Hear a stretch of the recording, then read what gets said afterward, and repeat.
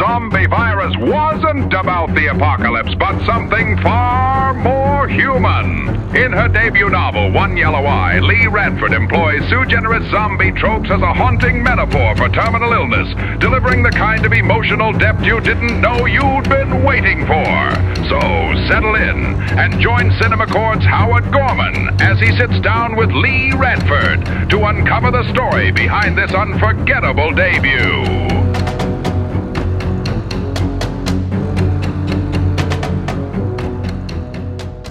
Good. Thanks very much for the time. Thank you so much for the book. It's fantastic.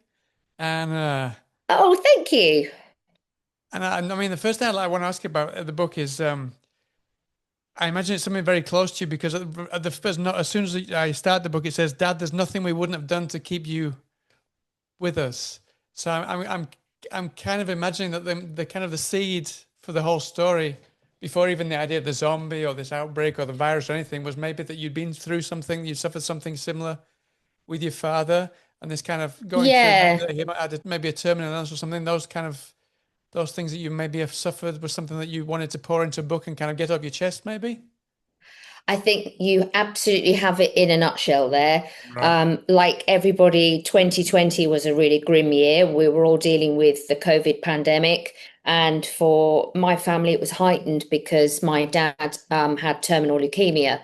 And as we kind of went into lockdown, we realized that the treatments that were kind of ticking him along were beginning not to work and to be considerably less effective than they were. And COVID was hard because my dad had absolutely no immunity. So his neutrophils, which is something in your blood that stops you getting a cold or stops you succumbing to a cold too badly, were literally at zero. So the idea that there was this existential threat out there of this new virus to which he would have been completely vulnerable was pretty chilling, really. But it was also difficult for us because so many of the treatment options were quickly taken off the table. You know, we had a chance to get him onto a drug trial in about March of 2020, and kind of understandably, that drug trial never happened because all resources were rerouted to deal with COVID. So it was a difficult 6 months. It was good because I moved back in with my parents and lived in their flat for pretty much the last 6 months of my dad's life, and I managed his care. He did have some chemotherapy treatments that involved us driving from his home in Suffolk through London, which was completely emptied out of people. So we used to pretend we were in a variety of different Jason Statham films as we were like bombing through empty London, trying to make light of a really difficult situation.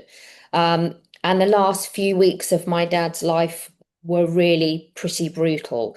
How he died was slow, incremental, painfully, and it was obviously incredibly difficult for him. But as a family, to witness his bravery, his stoicism,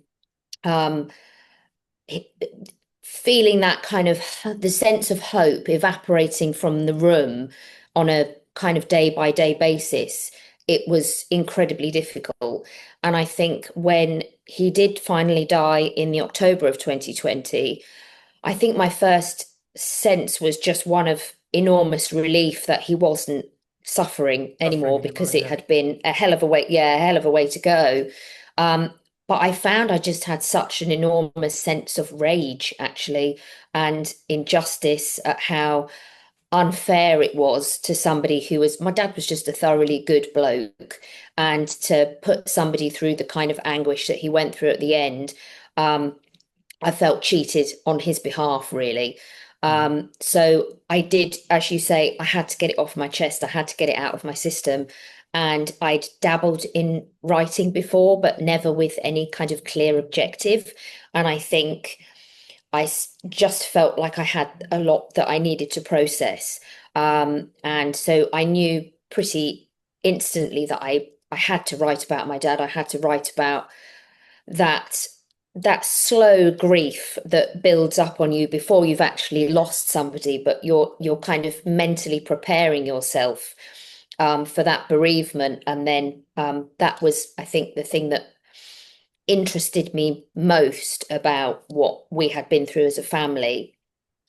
And so I did write a first novel quite quickly after lockdown, but it was basically 120,000 words of me just shouting at the computer. It was not very coherent. I don't think it had much of a plot.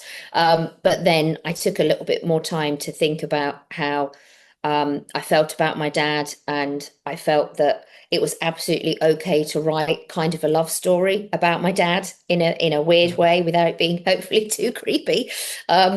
Because it felt like the right way to honor him, I Yeah, to think. say goodbye in And a way, almost, I imagine. No, yeah. yeah, yeah, exactly.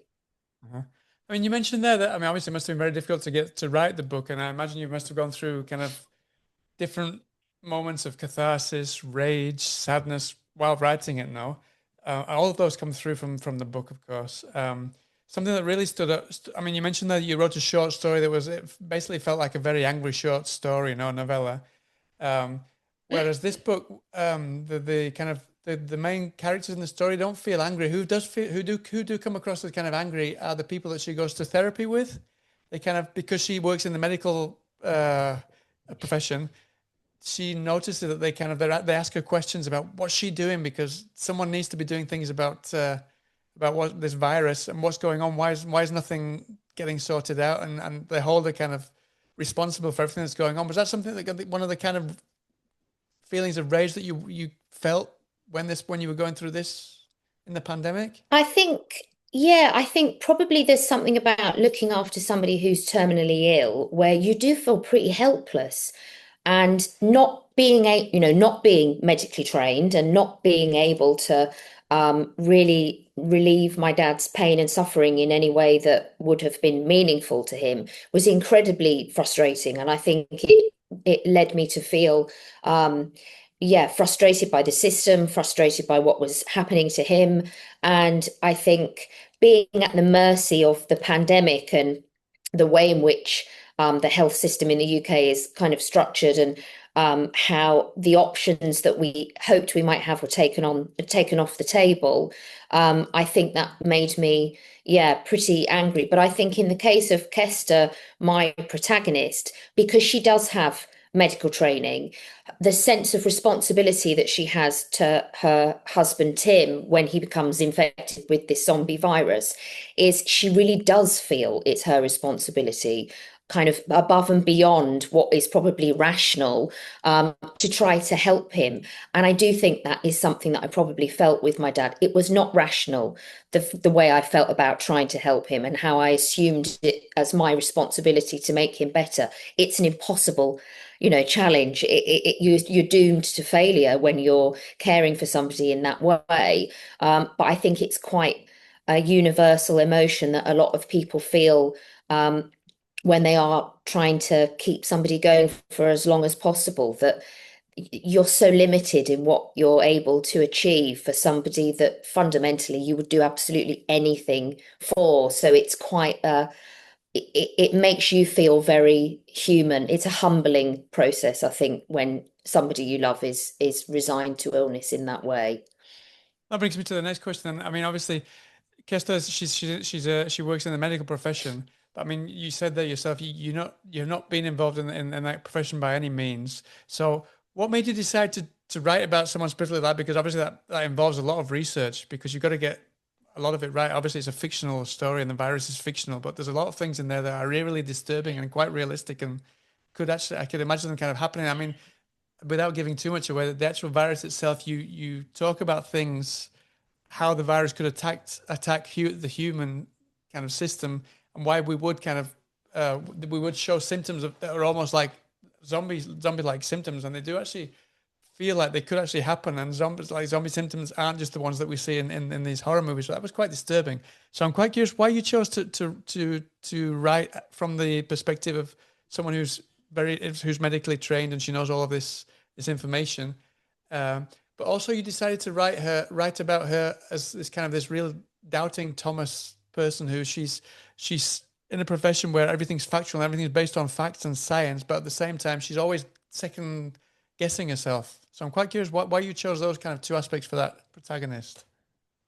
I think probably from a couple of different reasons. I wanted to heighten the stress that she was under. I wanted to heighten the sense of responsibility that she felt very selfishly just towards her husband, because Kesta's kind of dealing with two truths at the same time. One, she needs to help humanity. She needs to help London prevent another outbreak of this virus. But separately to that, all she really cares about is saving her husband. So her interests, her objectives, her loyalties are a little bit blurred.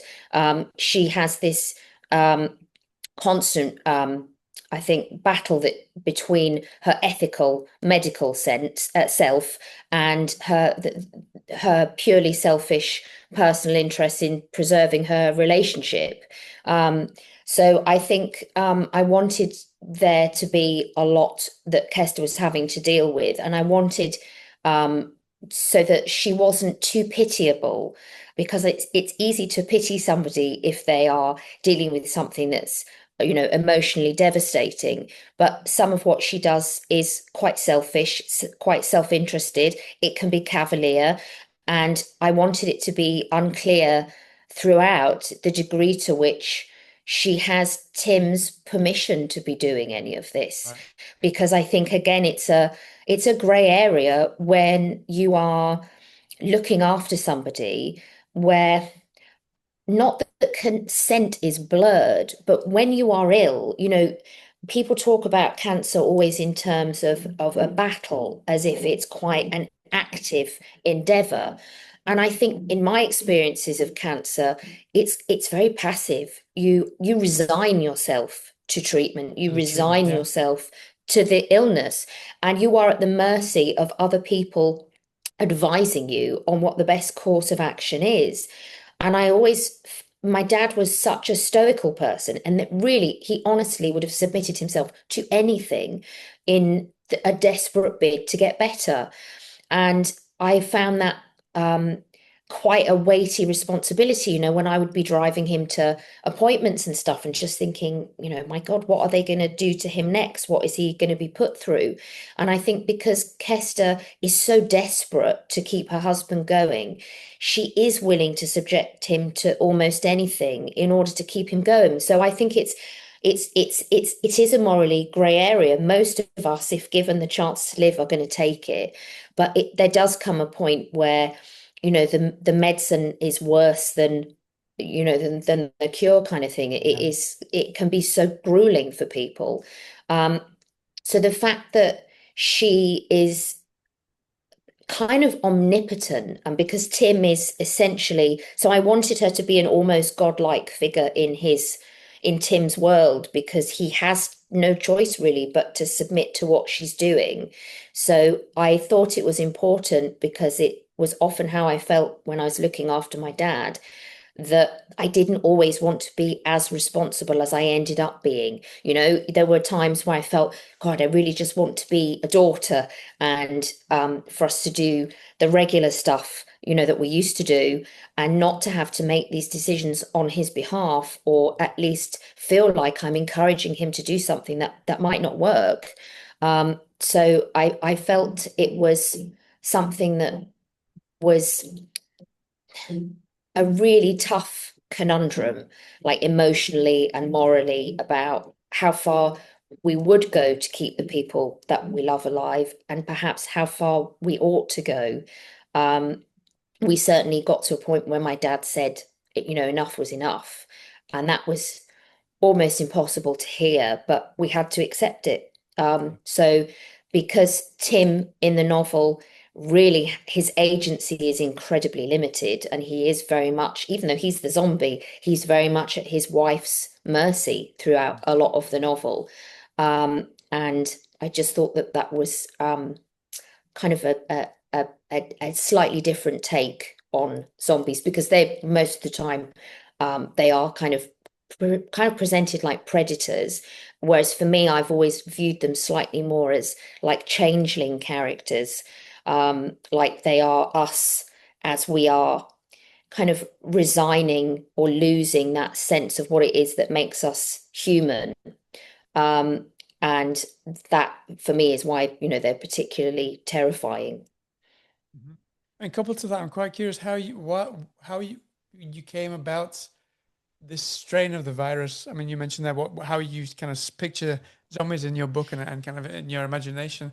I'm quite curious how you came across this particular strain of this zombie virus that worked specifically for your story, because it Well, I does feel think like you, very, not that it could happen, but it just, when I was reading the certain kind of medical moments that you talk about, certain, I can't remember exactly, but it was kind of about animals and how that could kind of get, humans could be affected by that, and how it could affect the nervous system, and how we work, and how we would end up essentially turning into zombies. So I'm quite curious how you came about that, and how that idea of how we would work as zombies with this virus that feels so grounded in reality almost worked for the story.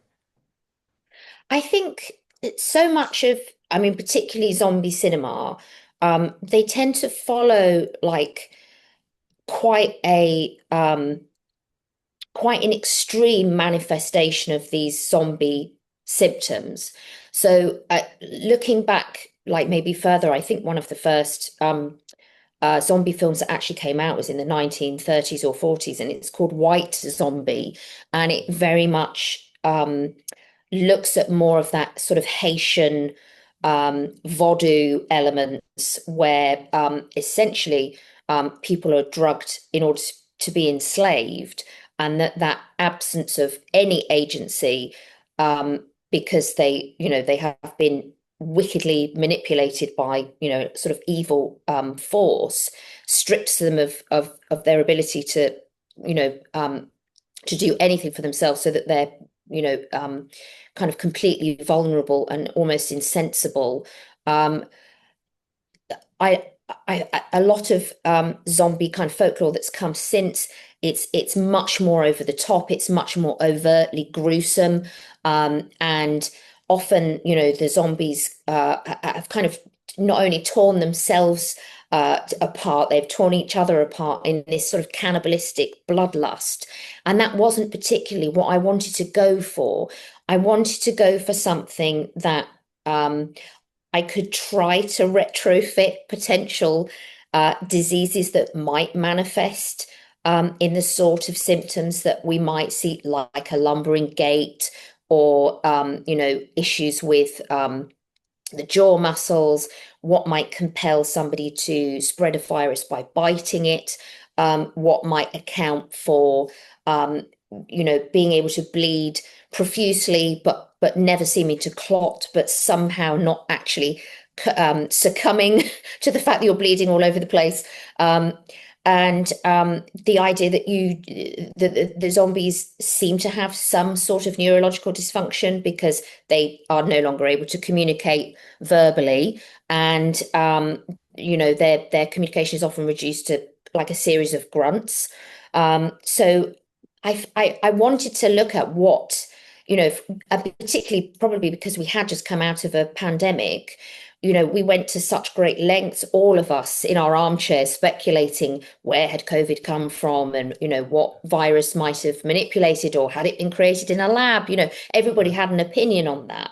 And I felt like we started to become aware of terms like antigenic shifts, and viruses becoming zoonotic and moving from animals to humans. And so I thought it would make for, again, a kind of race against the clock endeavor. If we're looking to try to find a virus or to produce a vaccine, we need to determine the cause of this virus. But remembering how terrifying it was in COVID, when this virus did seem to come out of thin air. And that was what I think the terror that I wanted to get across with, because fundamentally any illness, including a cancer, there is a moment when you don't have it, and there is a moment after you've been diagnosed and you do, and your life is just changed so profoundly. And so I felt like I hoped it would be fun and entertaining to try to figure out this kind of piecing the puzzle together of different weird viruses, and how they might fundamentally manifest in humans in a way that made sense to people in terms of what we all kind of collectively think about when we think of zombies. No, and it worked really well. I mean, oftentimes, it's not just me, I think most people in general who haven't got a kind of scientific background, they don't like to get bogged down in a book that kind of gets into all these medical things. And this, there's two or three chapters where it doesn't get bogged down, but it does go into these kind of where the virus could have come from. So I'm quite curious how you approached making sure that that was exciting and readable without getting too bogged down. I imagine because it felt so realistic to me that the kind of the things that you were explaining that could happen to us.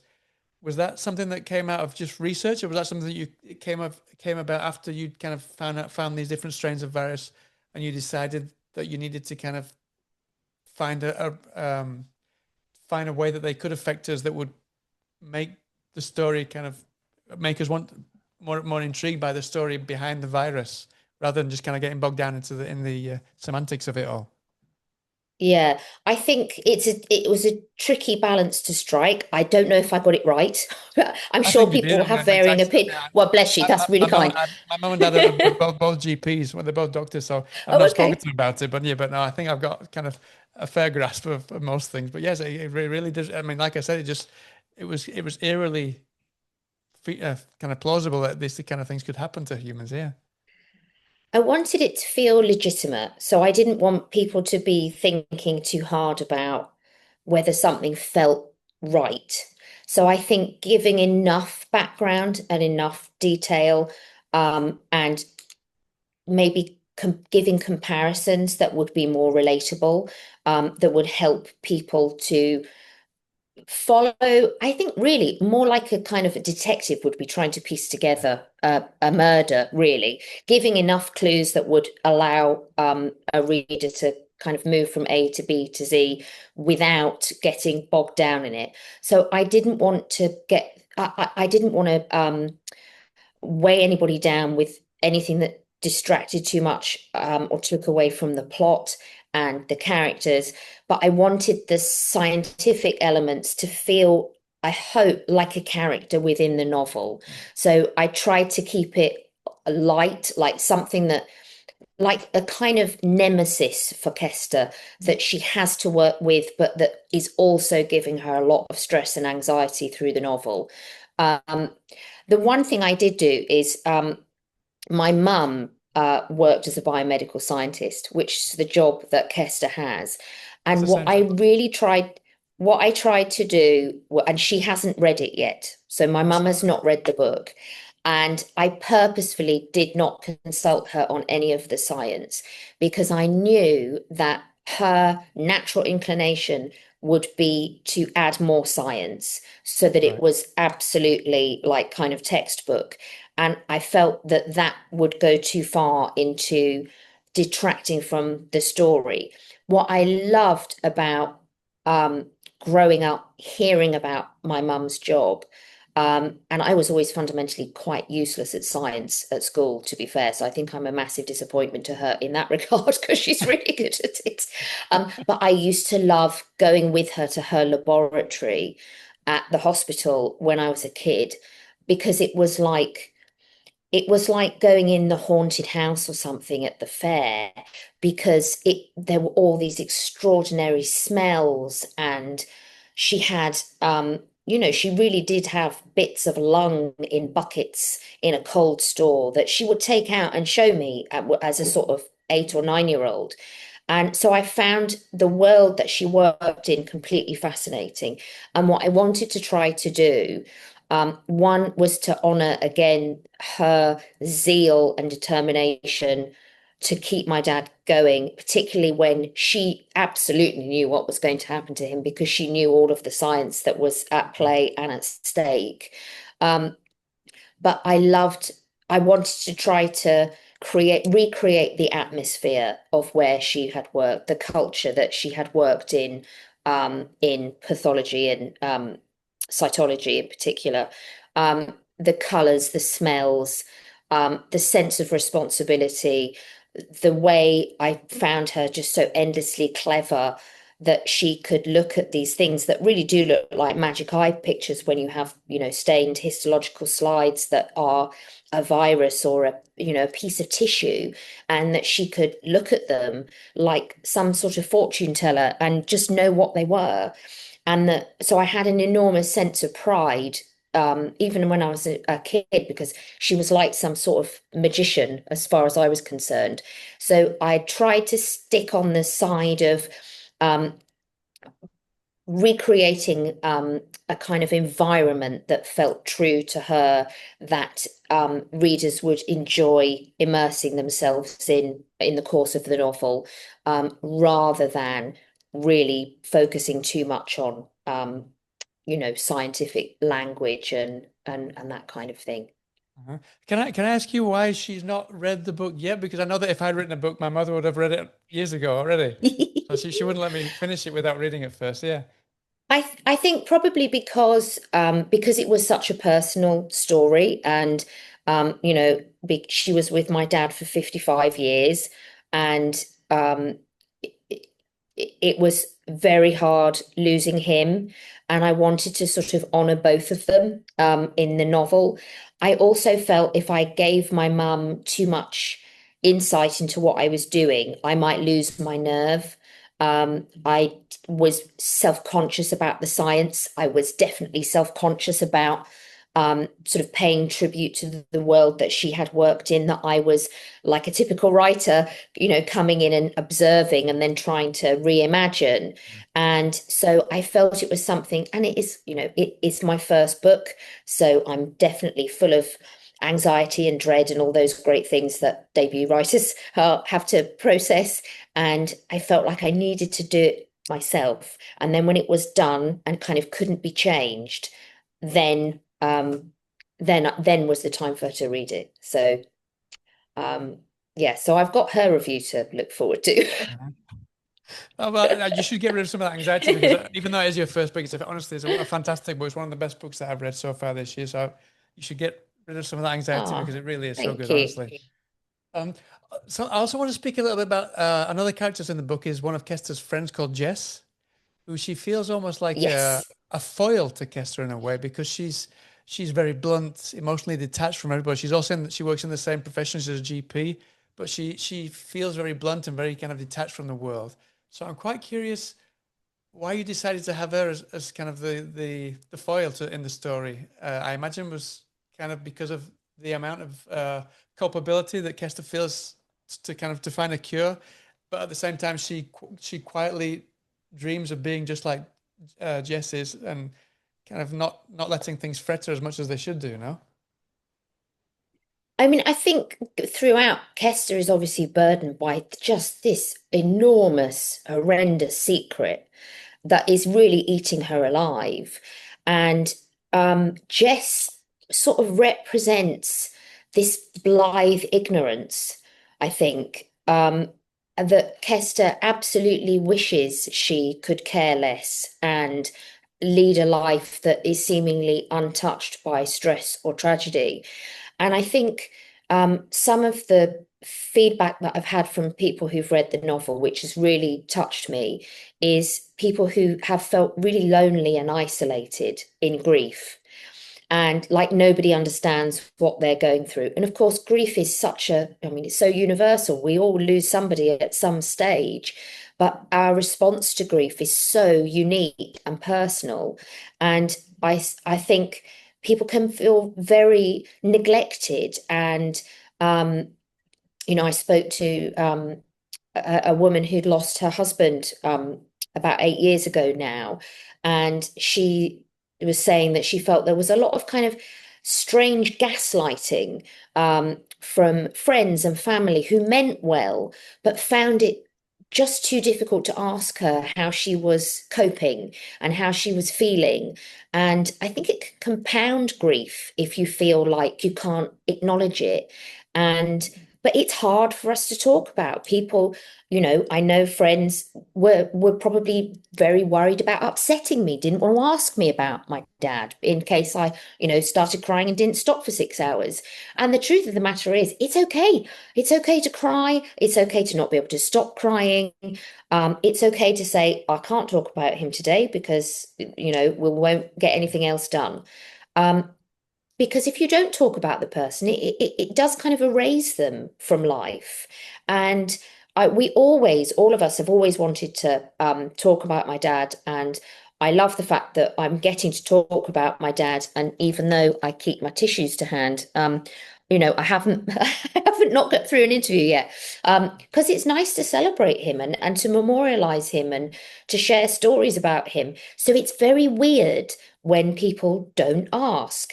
And so I think Jess in the novel is so untouched by the horrors of life. And some people are, some people do seem to be lucky that they escape the worst that life has to offer.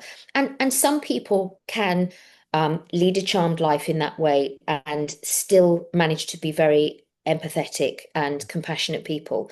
And others are not because they simply haven't been through anything difficult themselves. And it renders them somewhat hopeless, I think, or frightened in the face of somebody else's anguish. They don't really know what to do. And so I felt it was, again, important to really kind of ram home just how alone Kesta is in this book, but also that she kind of finds the character of Jess tolerable when her husband is around. Because Tim makes Jess more palatable, but he's always also made Kesta more palatable because he kind of softens all of her rough, somewhat antisocial edges. And when the two women are left kind of to their own devices, their relationship is different because he's no longer there.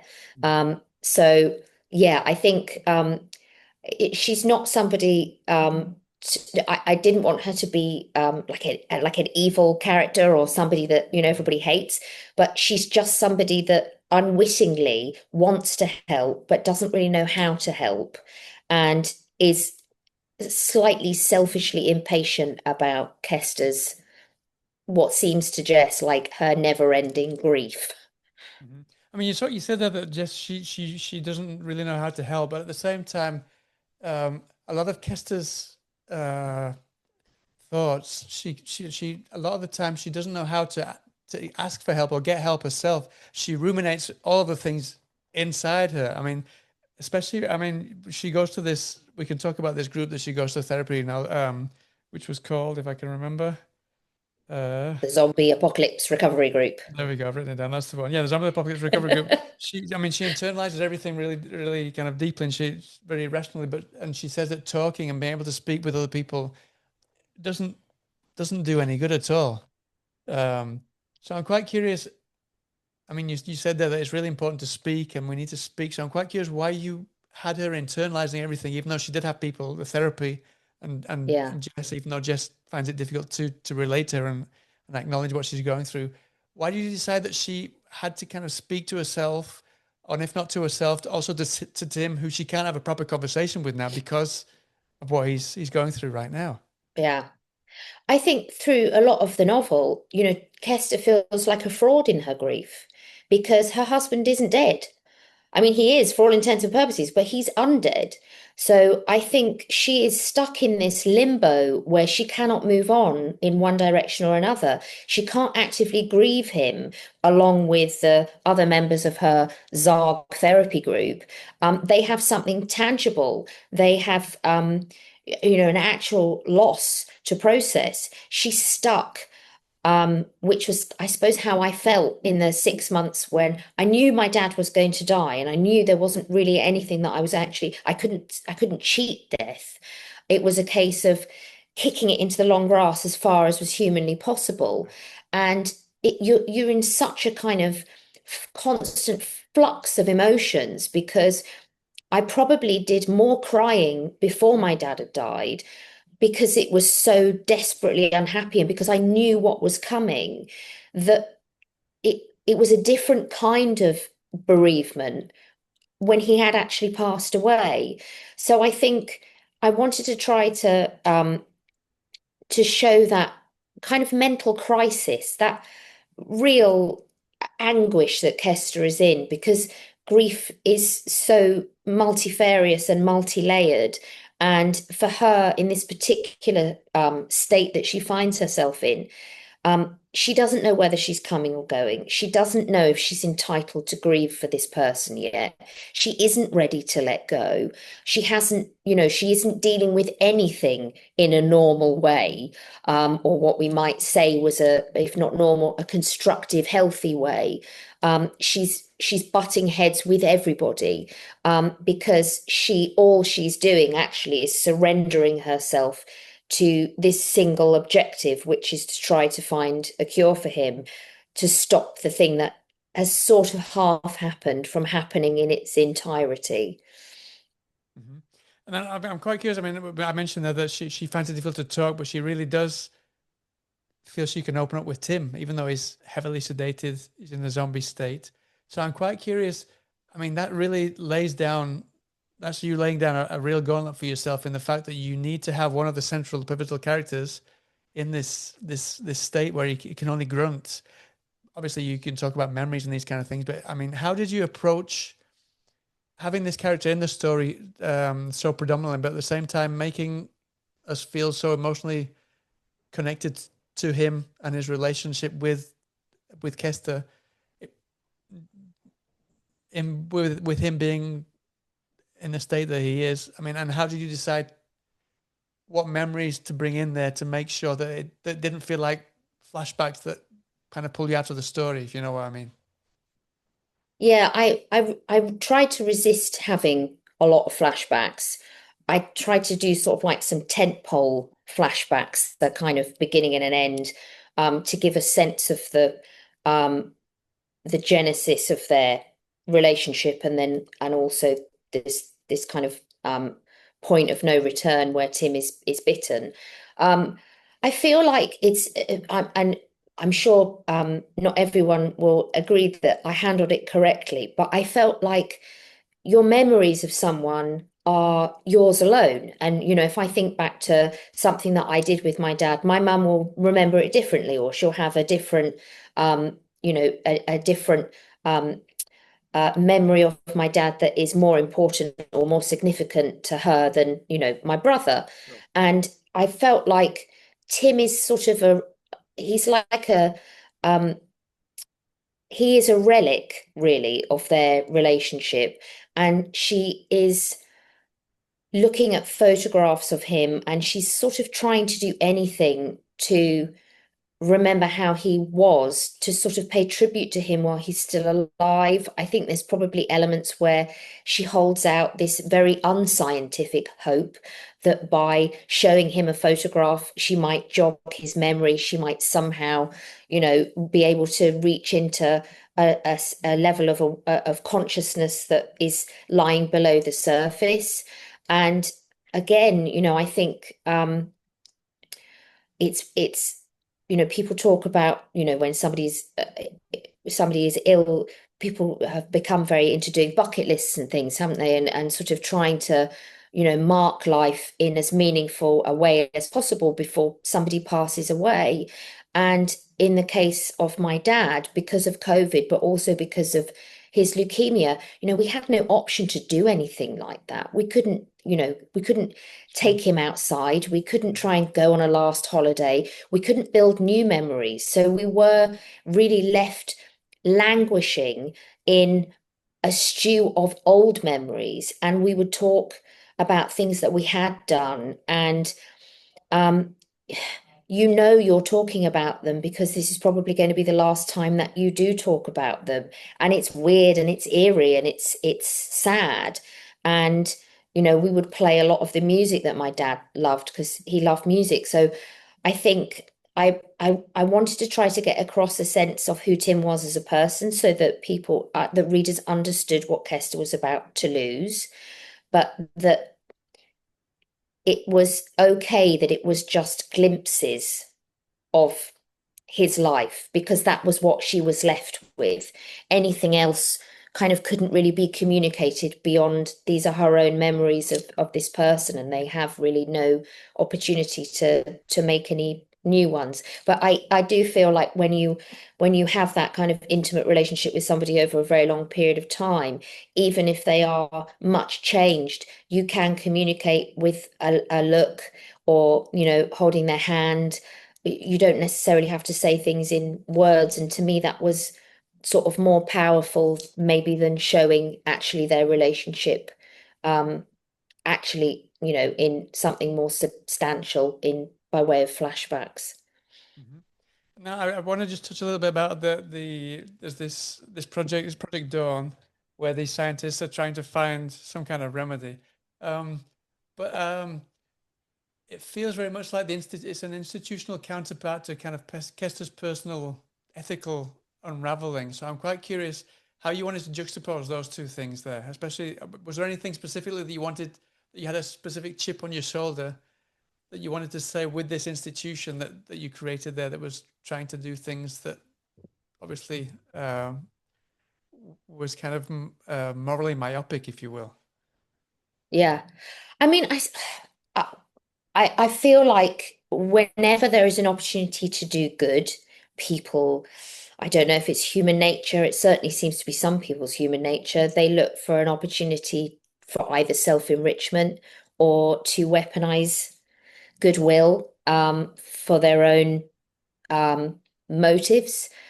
And I think, we saw, all of us, during COVID, and there's a rush to create a vaccine, how desperate everybody was to have it very quickly. And I think there was one vaccine producer who made their vaccine available for free. They didn't look to make a profit from it. But in how in any crisis there are vultures. And it only made sense to me really to give Kesta somebody else trying to thwart her endeavors, a kind of frenemy character. She needs to work with the scientists at Project Dawn if she's to stand a chance of curing her husband, but she doesn't trust their motives, kind of in the same way that they wouldn't in turn trust her motives. We can all justify our own endeavors, I think, a lot of the time. And that's not to say that Kesta is as shadowy as Project Dawn, but she doesn't declare her reason for being there. She doesn't declare, her vested interests, and just how cavalier she is going to be, and fundamentally a threat to their operations. But I felt that, if people do look to profit, in times of crisis in a most unsavory way, and that it only made sense that while she is desperately trying to do something that she believes is for good, that there would be kind of an agent within that was kind of working against her, and is actually looking to gamify the virus, and to be able to exploit it. So it was another kind of, I suppose, another level of threat, for Kesta to have to deal with. But also, I think it's because people are not aware of her interior crisis. They don't know about Tim. It gave her an opportunity, I think, to ally with other characters more openly, with a shared enemy, a shared threat. So it allows Kesta, who is not a very sociable or eloquent person, somebody who is often alone in her thoughts, is able to befriend and ally herself with other people who have similar goals to her, and who at the very least don't want the search for the cure to be polluted by a kind of shadowy organization that's looking to kind of profit from disaster. Just to finish off, I mean, you mentioned that your mother hadn't read the book, and you wrote this book almost out of catharsis, but you've not been able to speak to them about it because she's not read the book yet. So I imagine you must be really excited. I mean, you must be like you said, you're ridden with anxiety, worrying about what she's going to think about the book when she's read it. But at the same time, you must be really excited once she's read it because, and I imagine, I don't know if anyone else in your family has read it, but it must be, I mean, I imagine it must be really exciting for you for them to be able to read it because I think it will open the doors for them to find a place where they can read the book and they'll find things that they will be able to open up to you about once they've read the book. No, which I think is maybe something that you probably realized while you're writing it. You wanted to speak to your mother or whoever about something that you wrote in the book, and now you'll finally be able to speak to them about it now because you've written everything from your heart on these pages that maybe you couldn't say face to face with somebody. I think I probably will. I can't say I'm excited about it. I think feel very trepidatious and anxious about it. And because in a way that I have tried very hard to not have any expectations for how the novel's going to be received because it's something that I absolutely can't control. But of course I want them to like it and I want them to get it and I want them to feel that in some way it's a small tribute to my dad's memory, and that they feel that the loss that we all shared is kind of depicted in a just way in the story. But I think it's very strange. I don't know if other writers feel the same way, but because you write so in isolation and you are kind of alone with the process for such long periods of time, and publishing as an industry is understandably quite slow. And so I've been kind of toiling away on this over the last 2 years, and bit by bit, you add more people to the mix who start to read the book and start to understand what the characters are doing. But it still feels a bit like a kind of secret club that nobody else is a member of. And It then feels suddenly strange. you're I'm like, speaking to you about things that your mother's not even read about. Yeah. I know, and she's going to be so mad about that. It's weird, and it starts to open up, and that for me is where definitely like the terror is setting in because I'm like, oh my goodness, this is actually real, isn't it? And people are going to start to read it, and it is thrilling and it is exciting, and it makes me sound like such a dumbass to say I didn't really think anybody was actually going to read it, but it does feel a bit like it comes out of nowhere after these 2 years of everybody's painstaking working on their computers, and then suddenly it's like ready to be released into the world. And but I'm just so grateful that anybody is reading it, and if my mum and my brother like it, that's I'm probably going to burst into uncontrollable tidal wave of tears.